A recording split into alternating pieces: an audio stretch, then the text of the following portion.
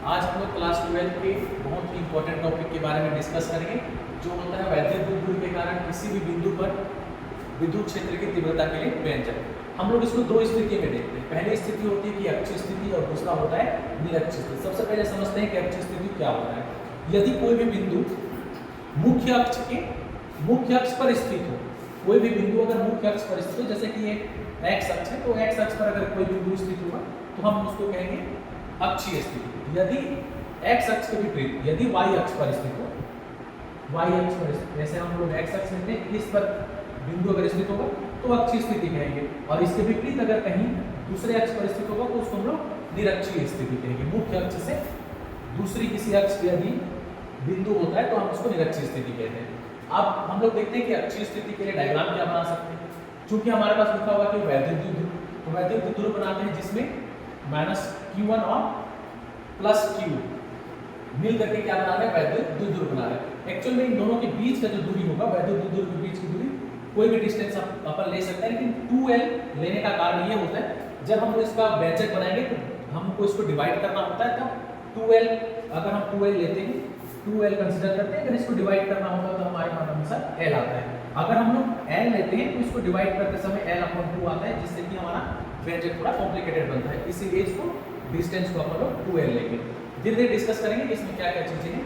तो मान के चलते हैं कि बिंदु A पर एक आवेश स्थित है और बिंदु B पर दूसरी आवेश स्थित है, और इन आवेशों के अक्षीय स्थिति पर कोई बिंदु P है जिस पर हम लोग क्या रखें, परीक्षण आवेश को रखें। और जनरली आपको पता होना चाहिए कि परीक्षण आवेश को हम Q0 से डिनोट करते हैं, और ये लगभग धनात्मक धन आवेश की तरह व्यवहार करता है। अब देखते हैं इसमें लिखते जाते हैं कि क्या क्या चीजें इसमें हैं। पहली चीज है वैद्युत द्विध्रुव। ए बी क्या है, वैद्युत द्विध्रुव है, यानी कि Q1 जहां पर स्थित है, Q1 माइनस और Q, ये है वैद्युत द्विध्रुव, ये है वैद्युत द्विध्रुव। हम लोग लिख देंगे वैद्युत द्विध्रुव। ये फर्स्ट चीज हम लोग को लिखना होता है कि क्या कौन कौन सी चीज क्या है। उसके बाद लिखेंगे हम लोग दोनों आवेशों के बीच की दूरी, दोनों आवेशों की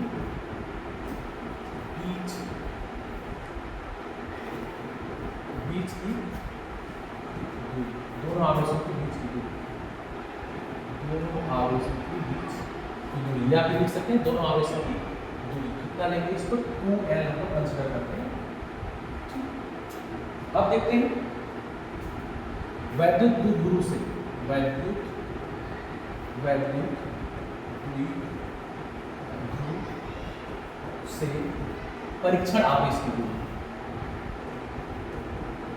परीक्षण आवेश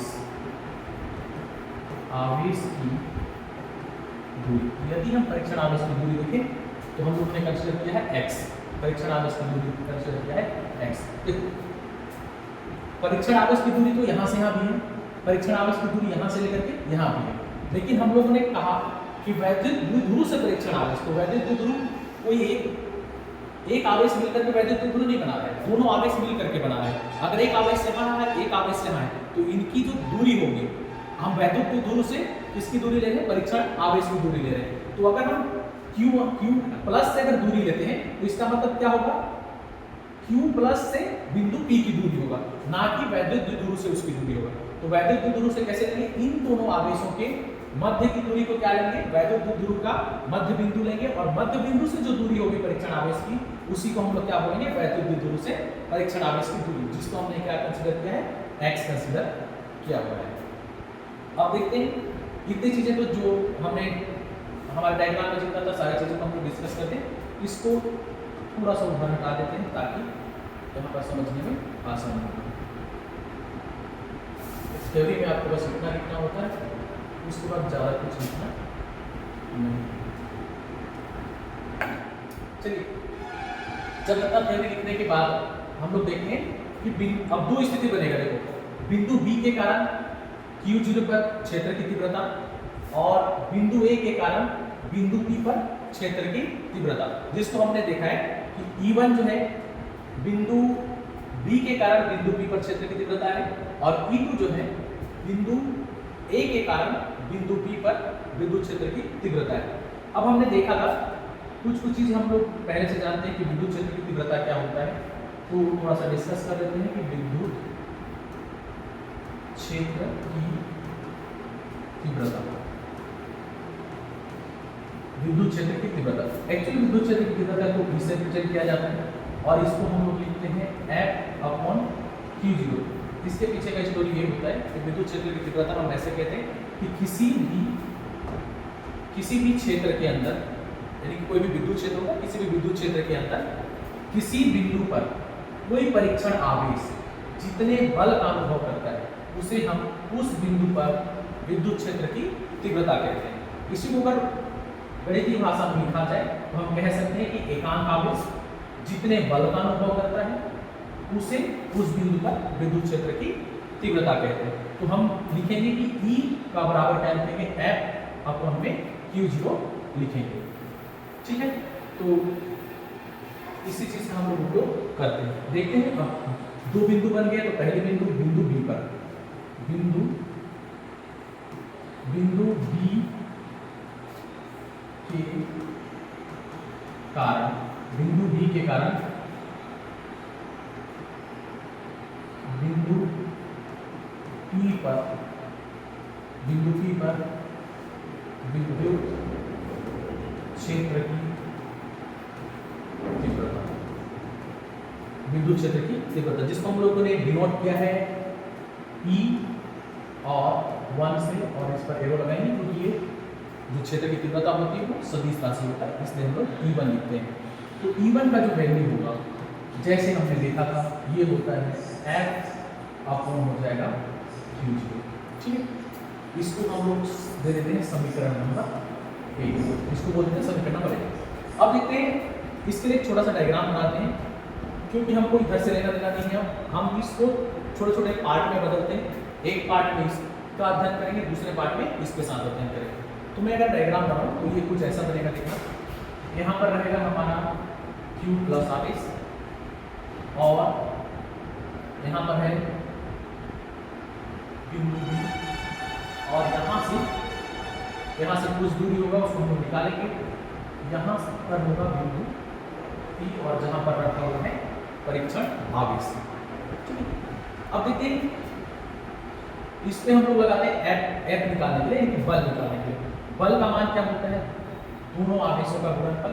हमने देखा है कि बल को दो रूप में देखते हैं कि लगने वाला आकर्षण या प्रतिकर्षण बल, दोनों आवेशों के परिणाम के गुणनफल यानी कि Q और Q0 के गुणनफल और दोनों आवेशों के बीच की दूरी के वर्ग के व्युत्क्रम अनुपाती होती है, इसलिए हम लोग P और P स्क्वायर हम इसको लिख सकते हैं।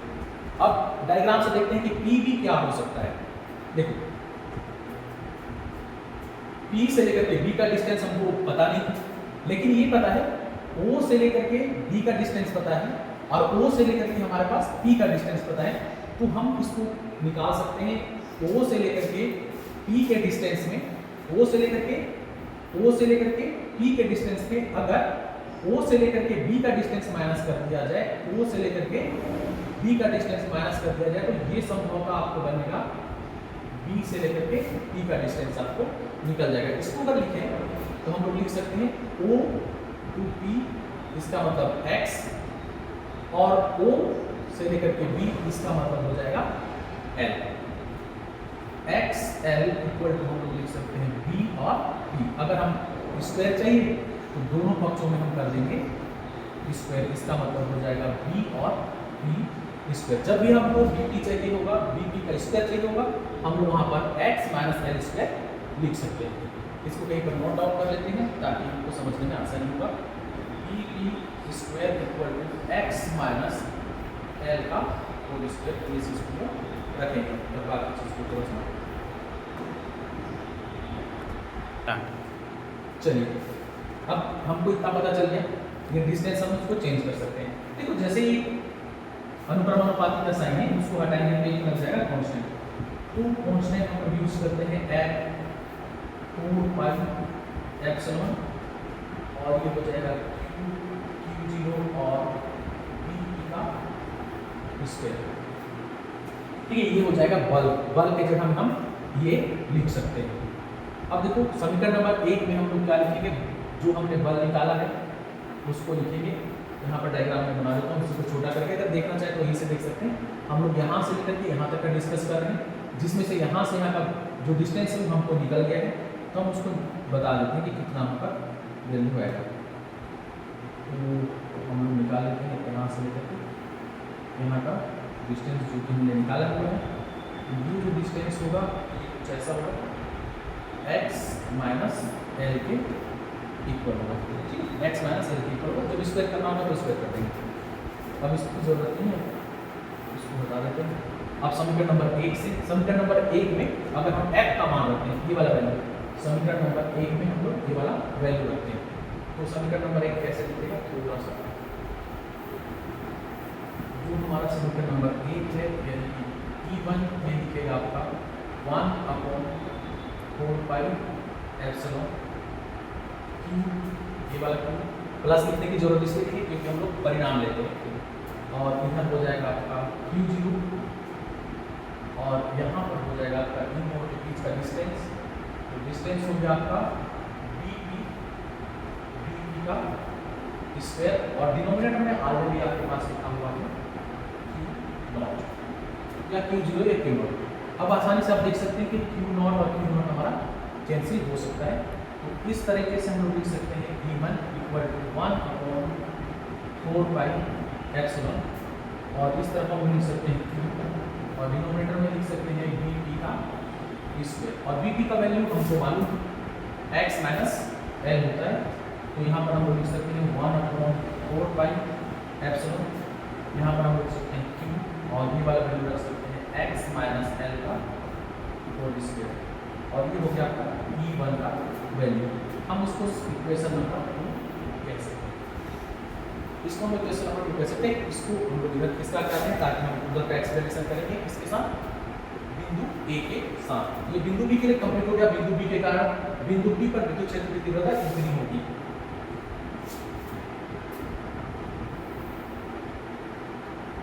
चलिए अब देखते हैं हम लोग बिंदु A के कारण बिंदु B पर विद्युत क्षेत्र की तीव्रता कितनी होगी। जैसे इसको लिखे ना, बिल्कुल ऐसे लिखेंगे, लिखते हैं अपन कि बिंदु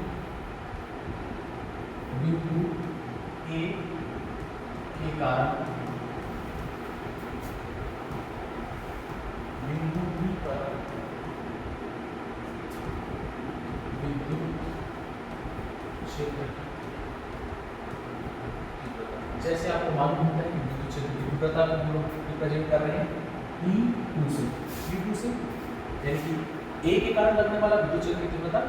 अच्छा, इसमें आपको डायरेक्शन भी दिखाना होता है, हम लोग लास्ट में इसको डिस्कस करेंगे कि डायरेक्शन किसका क्या होगा। तो E2 = हो जाएगा आपका सेम लगने वाला बल, और यहाँ पर हो जाएगा Q0। अब देखते हैं, इसको बोलते हैं क्वेश्चन नंबर 3। अब देखो, इसमें भी हम लोग F निकाल सकते हैं, F का वैल्यू निकालिए, तो यहाँ पर हो जाएगा आपका बिंदु A, यहाँ से ये दूरी हो जाएगा बिंदु B, यहाँ पर आप हमारा Q माइनस आवेश रखा हुआ है, और यहाँ पर ऑलरेडी हमारा बिंदु B है जो कि Q प्लस है, और यहाँ पर हमारा O है। अब देखते हैं हम लोग डिस्टेंस देखते हैं। पहले चीज़ तो क्या होता है, F निकालने के लिए हमको क्या क्या चाहिए, F निकालने के लिए चाहिए दोनों आवेश, तो ये आवेश तो Q0 है, इन दोनों का गुणनफल हो जाएगा, यानी कि F अनुक्रमानुपाती हो जाएगा Q और Q0, जो माइनस लिखने की जरूरत इसलिए नहीं है क्योंकि हम लोग मैग्नीट्यूड यूज करते हैं, परिणाम यूज करते हैं। अब देखिए यहाँ से लेकर के यहाँ का डिस्टेंस, तो हमको मालूम है यहाँ से यहाँ का डिस्टेंस आपको डायग्राम में दिख रहा होगा, ये है आपका x के इक्वल, यानी कि O से लेकर के P का डिस्टेंस x है, यहाँ से यहाँ का डिस्टेंस आपके पास L है, तो टोटल डिस्टेंस हम लोग देखें O से लेकर के P का डिस्टेंस आपको दिखेगा L प्लस x के रूप में। तो यहाँ पर अगर लिखना चाहें तो हम लिख सकते हैं कि A और P का स्क्वायर, ये बन जाएगा आपका कूलॉम के नियम से। अगर इसमें जैसे कि फर्स्ट में पार्ट में हम लोग देखेंगे कि इसका अनुक्रमानुपाती को हटाना चाहें तो हम लोग हटा सकते हैं, ये 1/4 pi epsilon Q0 upon AP square के टर्म्स में। अब इसी चीज़ को हम लोग यहाँ पर रखेंगे, कहाँ पर F के वैल्यू में, तो आपका E2 जो है कन्वर्ट हो जाएगा किसमें, ये सारा का सारा रख देते हैं, तो सारा का सारा वैल्यू रखिएगा, तो 1/4 पाई एप्सिलॉन, और यहाँ पर हो जाएगा Q0 अपॉन अपॉन में ए बी स्क्वायर, ये तो हो गया एफ के प्लेस में, लेकिन सबके डिनोमिनेटर में क्या आपका क्यू नॉट है। तो जैसे फर्स्ट में हम लोग देखे थे क्यू से क्यू नॉट से क्यू नॉट कैंसिल होता है, तो हम लोग लिखते हैं E equal to 1 upon 4 pi epsilon, यहाँ पर लिख सकते हैं क्यू अपॉन में ए पी का स्क्वायर लिख सकते हैं। और ए पी का वैल्यू हमने देखा है कि ए पी का वैल्यू होता है एल प्लस में एक्स, तो हम लोग इसको चेंज कर देंगे 1 अपॉन 4 पाई एप्सिलॉन, यहाँ पर लिखेंगे क्यू और इसको लिख सकते हैं एल प्लस एक्स का होल स्क्वायर। ठीक है, ये डायग्राम से आपको समझ में आ जाए। अलग अलग डायग्राम आप बनाना चाहें तो बना सकते हैं, वैसे एक अच्छा स्टूडेंट सारे डायग्राम बनाता है, यहाँ से यहाँ का डायग्राम भी बनाता है, ये वाला डायग्राम भी बनाता है, बुक में केवल एक ही डायग्राम बना होता है और उसमें कुछ चीज़ें डायरेक्ट लिखी होती हैं, तो हम लोग डायरेक्ट नहीं लिख रहे हैं, कुछ एक्सप्लेनेशन उसमें डाल रहे हैं ताकि आपका आसानी से समझ में आए और दूसरी चीज़ कि आपका आंसर बहुत अच्छा लिखे बस। तो इसको हम लोग लिख सकते हैं, इसका वैल्यू V2 और ये क्योंकि ये सदिश राशि है तो हम इसमें एरो लगाना चाहें तो लगा सकते हैं, एरो लगाएंगे ऐसे करके। अब देखिए हमारे पास E1 का वैल्यू इतना है, E2 का वैल्यू इतना आ गया, तो हम इसको थोड़ा स्टोर कर लेते हैं, छोटा कर लेते हैं।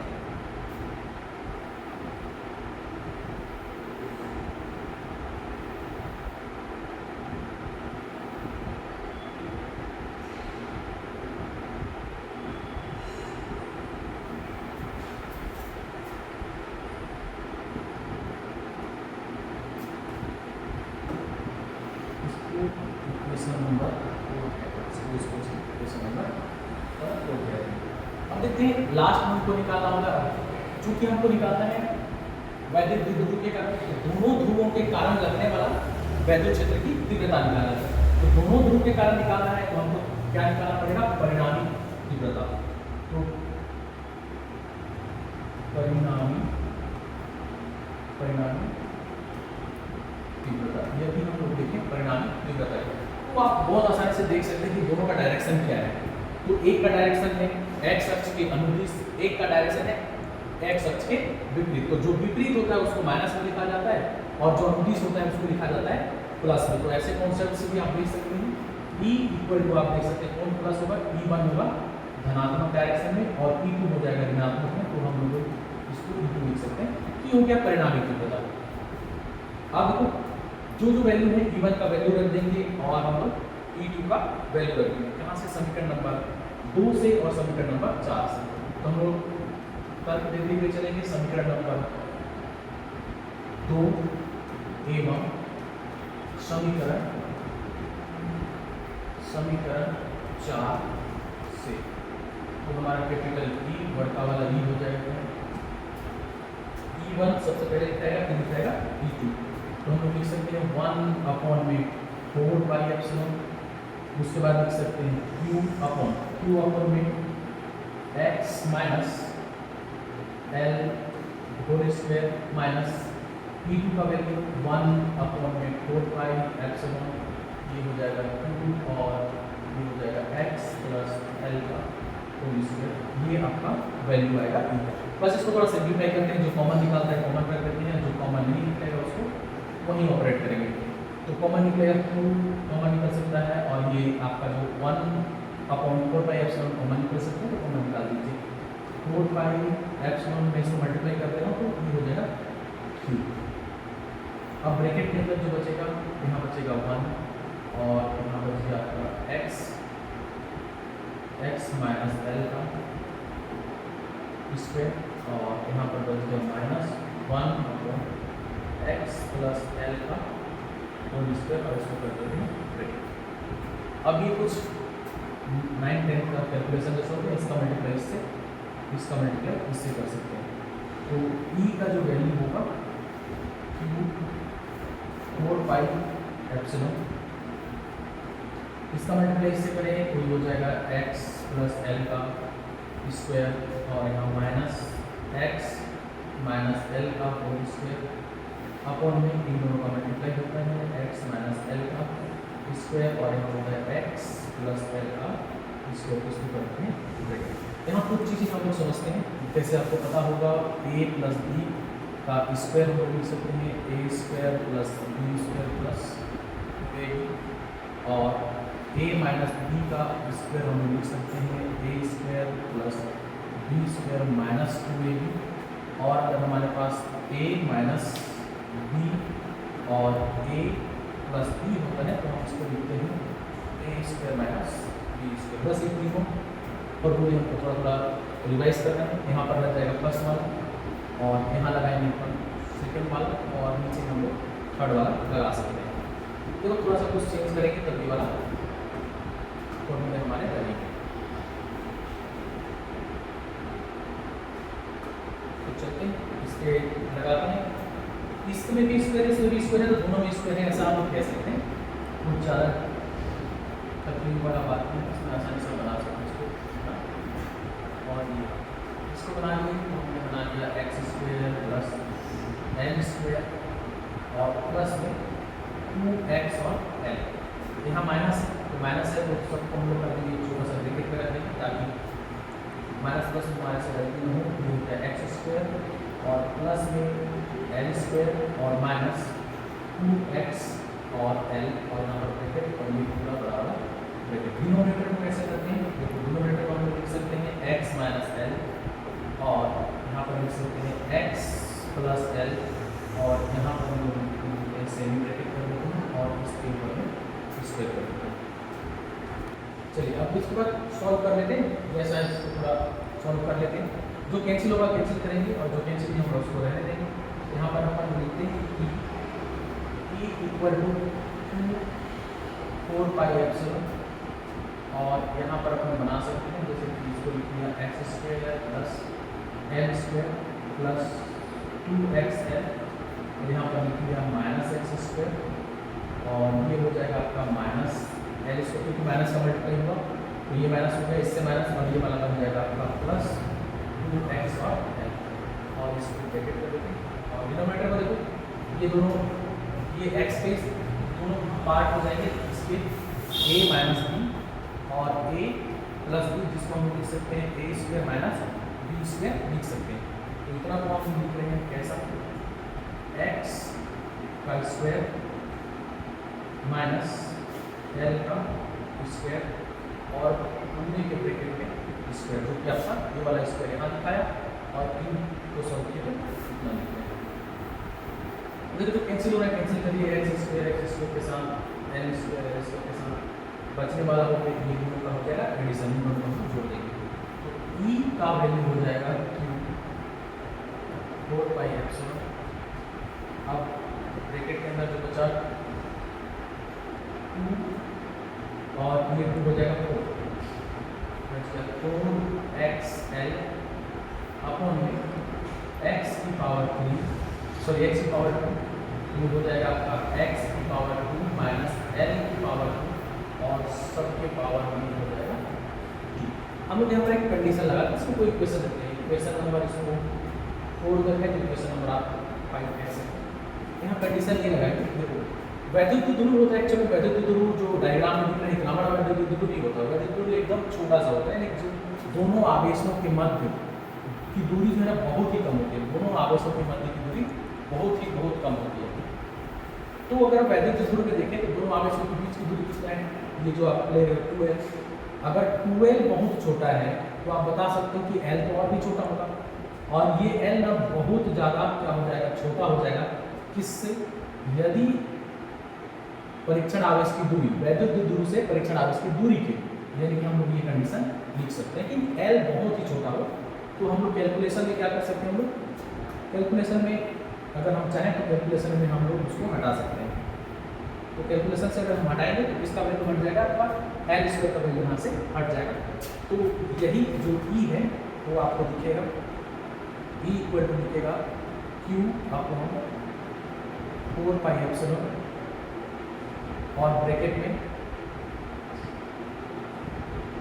4x l अपॉन में ये आपका x का स्क्वायर और इसको आप गणना से हटा दिए तो इसके ऊपर में आपका स्क्वायर वर्क करेगा और ये इतना हो जाएगा। अब देखो कुछ चीज़ें इसमें कैंसिल होगी तो हम कैंसिल करेंगे। तो कैंसिल करने के लिए हम इसको देखिए हमारे पास E इक्वल टू इतना है, अब हम इसको बस सॉल्व करना है, थोड़ा सा सॉल्व करना है, बहुत ज़्यादा डिफिकल्ट नहीं है। E इक्वल टू अपन इसको थोड़ा अरेंज बस करेंगे अपन, तो इसको मैं कुछ लिख रहा हूँ, देखना मैं लिखना चाहता हूँ क्या, यहाँ पर लिखना चाहता हूँ 1/4 Q को मैं उधर लेके जा रहा हूँ। तो इसको चूंकि हम लोग इसको अलग रखेंगे, इसमें हम वैद्युत द्विध्रुव आघूर्ण इंट्रोड्यूस कराना चाहते हैं ताकि क्वेश्चन कैसे बने। देखो 4x जो है ना, 4x L को अगर मैं 2L 2 और x लिख दूँ तो दिक्कत देगा, ये मिल करके बन जाएगा 4L और यहाँ पर x, 4L x, ये सेम वैसे बनेंगे 4L x, वही चीज़ बनेगा, इसी चीज़ को हम 4x और L भी कह सकते हैं, इसमें कोई दिक्कत वाली बात नहीं है।